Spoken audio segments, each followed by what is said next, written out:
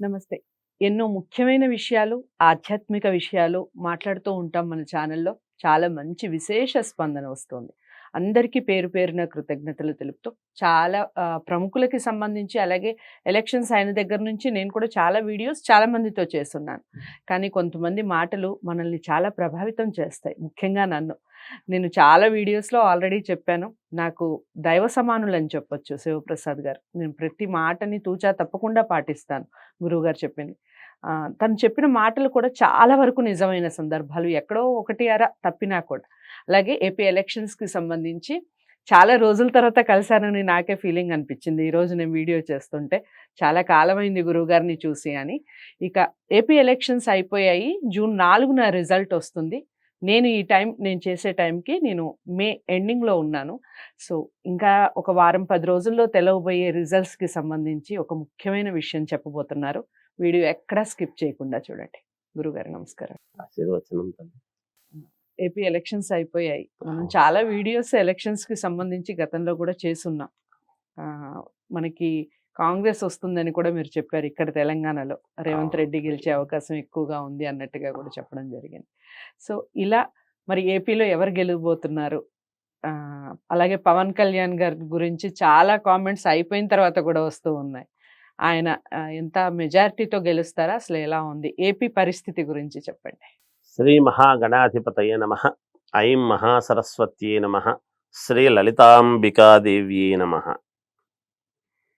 అమ్మ, AP elections గురించి అంటే ఎవరు వస్తారు ఏమిటి అనేటువంటి దాని గురించి అక్కడ ఉన్నటువంటి పార్టీలు, పార్టీ అధినేతల యొక్క జాతకాలను బట్టి మేము చెప్పాలి.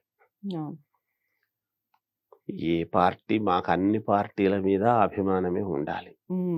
పార్టీ అధినేతల మీద కూడా అభిమానమే ఉండాలి. ఎందుకంటే బ్రాహ్మణో బహుజన ప్రియ అని పేరు. అందరినీ ప్రేమగా చూసేటువంటి తత్వంలో ఉండాలి.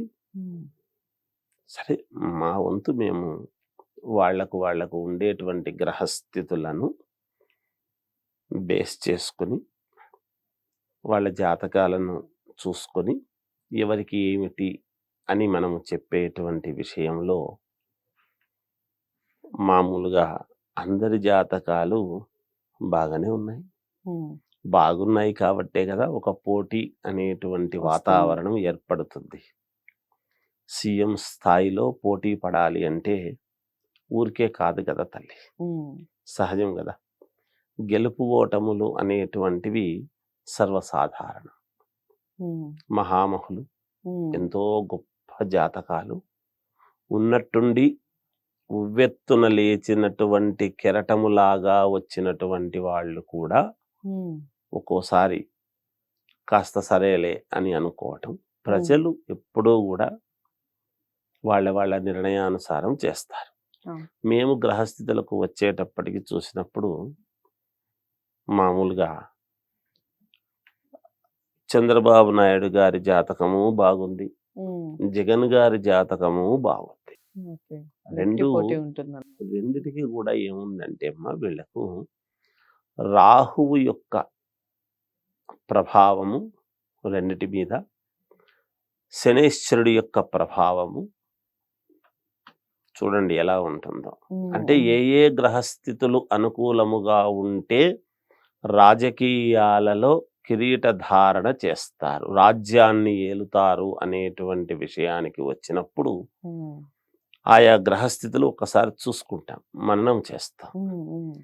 రెండు ఎలా ఉన్నాయి అని మనం చూసినప్పుడు రెండు సమపాళ్లలో ఉండేటువంటివే కదా. ఒక బండికి, నడిపించేటువంటి బండికి ఒకటి చిన్నది ఒకటి పెద్దది కడితే ఒక సజావుగా నడవదు ఎప్పుడు కూడా అన్నట్టుగా అలా ఉన్నమాట వాస్తవం. నిజానికి యథార్థముగా అయితే గ్రహస్థితులు అందరికీ చాలా అనుకూలంగా ఉన్నాయి.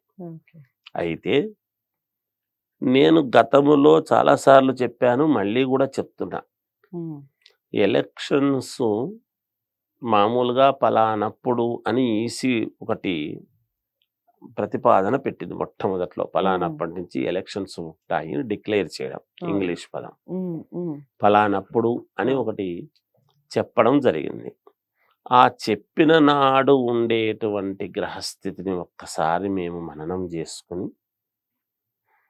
పార్టీలు ఎవరెవరు ఏ ఏ రోజు వాళ్ళ వాళ్ళ అధినేతలను వాళ్ళను కావాల్సినటువంటి వాళ్ళను ప్రకటించినటువంటి విధానము అనేటువంటివి కూడా ఉంటాయి. ఉమ్, వాటిని ఒక్కసారి చూసుకుని, ఉమ్, మెయిన్ ఎక్కడి నుంచి వస్తుంది నిర్ణయాలన్నీ? కేంద్రం నుంచే కేంద్రం నుంచి. రావాలి, రైట్. ఎలక్షన్ కమిషన్ నుంచే రావాలి. ఉమ్, ఎప్పుడు ప్రకటించినారు ఎలక్షన్స్ పలానప్పుడు ఉంటాయి అని నిర్ణయం ఎప్పుడు ప్రకటించినారు, బయటికి ఎప్పుడు వచ్చింది అనేటువంటిది ఒకటి. ఉమ్, ఎలక్షన్స్ జరిపినటువంటి సమయము మొన్న 13వ తారీఖు, ఉమ్, 13వ తారీఖు ఉండేటువంటి గ్రహస్థితులు అన్నీ కూడా ఏమిటి అనేటువంటిది ఒక్కసారి ఆలోచన చేస్తే, తర్వాత రేపు 4వ తారీఖు ఉమ్, అంటే మామూలుగా కౌంటింగ్ రోజు ఉండేటువంటి గ్రహస్థితి, ఇది పూర్ణముగా ఎక్కువగా బీజేపీ సంబరము చేసుకునేటువంటి పరిస్థితి అని నేను మొదటి నుంచి ప్రతి ఛానల్లో కూడా చెప్తున్నా. ఉమ్, ఎవరు గెలిచినా ఇంతకు ముందు పూర్వము ప్రాంతీయ పార్టీల్లో ఒక్కోసారి మా పార్టీ గెలిచింది అని ఆ నిర్ణయాలు వాళ్ళ వైపు ఉండేటివి అప్పుడు. ఉమ్, ఇప్పుడు అలా ఉండదు, ఉమ్, ఇప్పుడు అలా లేదు నిజానికి. ఉమ్. అంటే గ్రహస్థితులు ఒక్కోసారి విధంగా మారుతూ ఉంటాయి. మారిపోతుంది. గతంలో మనం చూసాం, ఉమ్, కేంద్రాన్ని కూడా రాష్ట్రాలు చేతుల్లో పెట్టుకొని ఉమ్, నడిపినటువంటి సన్నివేశాలు చూసాం. ఉమ్. ప్రాంతీయ పార్టీలకి ఎక్కువగా బలం ఉండేది. బలం ఉండేది, ఉమ్, మొన్నటిదాకా కూడా ఉండేది. ఉమ్, అంటే మొన్నటిదాకా అంటే గత ఒక 10 సంవత్సరాల అయింది కిందటి వరకు. అనుకుంటా. ఉమ్, కొంచెము కేంద్రము ఈ రాష్ట్రాలు చెప్పినట్టుగా అందరినీ సమన్వయం చేసుకొని కేంద్ర ప్రభుత్వము నడవడిక అనేటువంటిది ఉండేది. ఉమ్, ఇప్పుడు కేంద్రము చెప్పినట్టుగా ప్రతి రాష్ట్రాలు వినాల్సినటువంటి అవసరము ఏర్పడింది అనేది మనము చూస్తూ ఉన్నాం. అవును. అంటే అక్కడ జాతీయ పరంగా ఉండేటువంటి పార్టీలకు ప్రాధాన్యత పెరిగిద్ది, గ్రహస్థితులు పెరిగినాయి, వాళ్ళకు అనుకూలతలు పెరిగినాయి. ఉమ్, ఎప్పుడు ఒకలాగా ఉండదు కదా. అవును. ఇప్పుడు దేశకాల మాన పరిస్థితులు అని ఒక పదం వాడుతుంటాం. ఉమ్, మరి దేశంలో ఉండేటువంటి పరిస్థితులను అనుగుణంగా ఒక్కసారి మనం లెక్క వేసినప్పుడు, ఈ సంవత్సరం కుజుడు రాజు శనైశ్చరుడు మంత్రి అయినటువంటి దాని వలన ఉమ్, విపరీతమైనటువంటి శారీరకమైనటువంటి శ్రమ ఉంటూ తెలివితేటలతో డబ్బు అనేటువంటి దాని మీద మామూలుగా కుజుడు ఏ ఏ రంగాల్లో ఎటువంటివి చూపిస్తాడు అనేటువంటివి కోపము, అగ్ని, భూమికి సంబంధించినటువంటి వాడు, రుణము, డబ్బు, ఇవన్నీ కూడా చూస్తాం కుజుడు అనేటప్పటికి. తర్వాత మామూలుగా ఇంకా మిగతా మామూలు మనుషులకు వచ్చేటప్పటికి సహజంగా కుటుంబాల దగ్గరికి వచ్చేటప్పటికి ఉమ్, ఏవో సంతానమని, వివాహమని, ఇంకోటని ఇవన్నీ కూడా చూస్తుంటాం. ఉమ్, ఇతర వైభోగాలు ఇవన్నీ కూడా. ఉమ్, ఇలా లెక్క వేసుకున్నప్పుడు నిజానికి పరిస్థితి అంతా కూడా మొత్తం బీజేపీకి అనుకూలముగా ఉంటుంది అని నేను చెప్పాను ఉమ్, వాస్తవానికి. ఇక మామూలుగా ప్రాంతీయత దాంట్లో ఉండేటువంటి విధానముగా వచ్చేటప్పటికి పవన్ కళ్యాణ్ గారి విషయము వస్తే, ఆయన గ్రహస్థితి కర్కాటక లగ్నం అయిన దాని వలన ఉమ్, కర్కాటక లగ్నాధిపతి చంద్రుడు అక్కడే ఉంటూ గురువు కూడా అక్కడే ఉండేటువంటి దాని వలన లగ్నములో గురువు ఉంటే 1,00,000 దోషాలను గాని పోగొడతాడు అని శాస్త్రం. ఉమ్, నేను గత 2023 సంవత్సరంలో గత సంవత్సరంలో మొదట్లో చెప్పా, పవన్ కళ్యాణ్ గారి యొక్క పోకడ పోను పోను పోను పోను చాలా కీలకమవుతుంది, ఉమ్, ఆయన యొక్క ఇది చాలా ప్రభావము ఎక్కువ చూపించే విధముగా ఉంటుంది, ఉమ్, కొంత యువతలో కొంత మార్పు తీసుకువచ్చి ఆయన్ను ఆదర్శవంతముగా తీసుకునే విధముగా రేపు ముందుకు పోయే పద్ధతులు ఉంటాయి అని చెప్పా. ఉన్నది ఎవరైనా వాళ్ళ వాళ్ళ జాతకంలో ఏదుందో అది చూసి చెప్పాలి.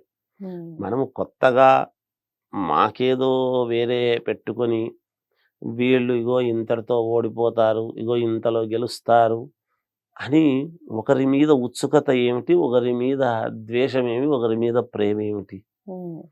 జాతకము ఉన్నప్పుడు శాస్త్రము అనేటువంటిది ఎప్పుడూ గూడా పరమశివుడి చేతిలోని త్రిశూలము వలె, దేవేంద్రుడి వజ్రాయుధము వలె, శ్రీ మహావిష్ణువు చేతిలోని సుదర్శన చక్రము వలె, పరశురాముడి చేతిలో గండ్రగొడ్డలి వలె ఎంత పదునుగా ఉంటాయో అంత పదునుగా శాస్త్రం అనేటువంటిది నిక్కచ్చిగా ఉండాలి అనేటువంటిది భావన. మనము దాంట్లో ఏదుందో అదే చెప్పాలి, వేరే చెప్పే అవకాశం లేదు.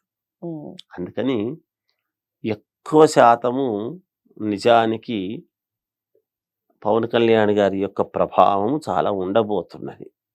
ఒక మలుపు తిప్పగలిగినటువంటి ఇది ఉన్నది. సరే, ఆయన ఏదో చేస్తున్నారు. ఖచ్చితంగా ఈసారి అసెంబ్లీలో అందరూ ఉంటారు అనేటువంటి మాట వాస్తవం. గతంలో కూడా చెప్పారు మీరు ఈసారి అసలు అసెంబ్లీ చాలా బాగుంటుంది అని. పండుగ భోజనము లాగా ఉంటుంది. ఉంటుంది అనేటువంటిది నేను మొదట్లోనే చెప్పా. 2023లోనే చెప్పా. ఏదో అదే జరుగుతూ ఉన్నది ఇవాళ. అందువలన ఇది తల్లి అక్కడ ఎవరు గెలుస్తారు అనే వాళ్ళల్లో ఎవరు గెలుస్తారు అనే దానికంటే కూడా బీజేపీ ఎక్కువ శాతము పండుగ చేసుకునే అవకాశాలు ఎక్కువగా ఉన్నాయి పక్కనే చెప్పేశారు రిజల్ట్. అది సంగతి. సో అదండి, బీజేపీ ఎక్కువగా పండుగ చేసుకునే వాతావరణం అంటేనే మనకి తెలుస్తుంది కూటమికి ఎక్కువగా అవకాశం ఉండొచ్చు అని. చూద్దాం, ఎలక్షన్ అయిపోయిన తర్వాత కూడా మళ్ళీ రిజల్ట్స్ వచ్చిన తర్వాత కూడా గురువుగారు మనకి కలుస్తూనే ఉంటారు కాబట్టి తప్పకుండా దానికి సంబంధించి మరి ఒక వీడియో చేసే ప్రయత్నం చేస్తాను. తప్పకుండా ఈ వీడియోని లైక్ చేసి షేర్ చేయండి, ఛానల్ని సబ్స్క్రైబ్ చేసుకోండి. మంచి వీడియోతో మళ్ళీ కలుస్తాను. నమస్తే.